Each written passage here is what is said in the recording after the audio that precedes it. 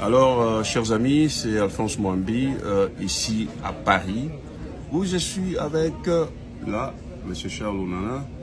Bonjour, M. Charles Onana. Oui, bonjour.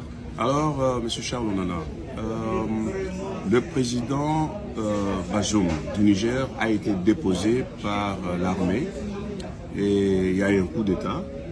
Est-ce que vous pensez que un pareil scénario pourrait se passer au Congo-Kinshasa?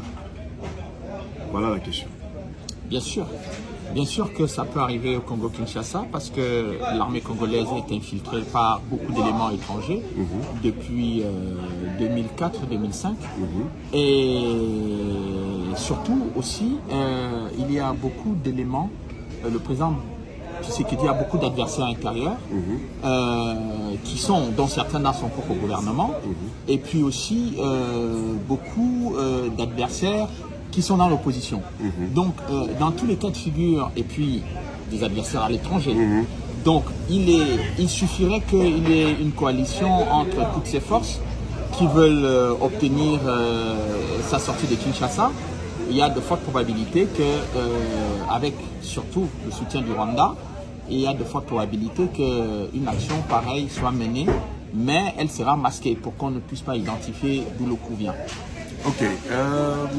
La CEDEAO est prête à intervenir militairement pour remettre, restaurer, soi-disant, l'ordre constitutionnel, c'est-à-dire que le président Bazoum revienne au pouvoir. Quel est votre point de vue par rapport à ça? C'est ridicule parce que d'abord, la CEDEAO, il y a eu plusieurs coups d'État dans le pays de la CEDEAO sans intervention militaire. La deuxième chose, c'est que la CEDEAO, dans ses statuts, n'est pas habilitée à intervenir militairement dans un pays membre pour des questions de politique intérieure. Bon, donc là, on ne comprend pas très bien sur quel fondement la CEDEAO veut mener cette intervention militaire, mais dans tous les cas de figure, il est sûr qu'une telle intervention militaire sera catastrophique, à la fois pour la CEDEAO et pour sa région, parce qu'aujourd'hui, personne n'écoute la CEDEAO. C'est une organisation aujourd'hui qui a perdu toute légitimité et toute crédibilité aux yeux des Africains, et en commençant par ceux des Ouest-Africains. Et la deuxième chose, c'est que la situation du Niger est une situation qui nécessite une discussion politique et diplomatique de haut niveau. Ce n'est pas par la menace, fût-elle légitime pour ceux qui pensent qu'il faut menacer. Je ne crois pas qu'au stade où sont rendues les choses, la menace soit encore la meilleure méthode ou la meilleure approche. Donc, je crois que les Africains aujourd'hui sont confrontés à une situation où, quand les choses sont compliquées, ils veulent toujours réagir comme si on était au quartier, comme si comme s'ils ne réfléchissaient pas, comme si on était en incapacité d'analyser.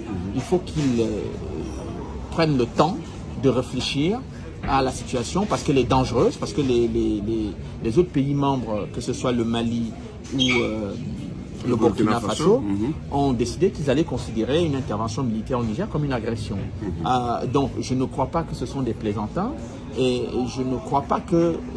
je ne veux pas dire que tout le monde a raison, et que non, mais je veux dire que pour prendre une décision qui a des conséquences très importantes, comme celle pour la région et pour l'Afrique. Pour la région et pour l'Afrique, il faut des gens qui réfléchissent, et puis surtout, il faut des gens qui soient très sages, et la sagesse au plus haut niveau. C'est pas au niveau du quartier ou au niveau de choses comme ça. D'accord. Monsieur Charles Onana, merci beaucoup. Merci. Allez, c'était Charles Onana, ici à Paris, au centre de Paris, en France. Allez, bonne soirée chez vous. Au revoir.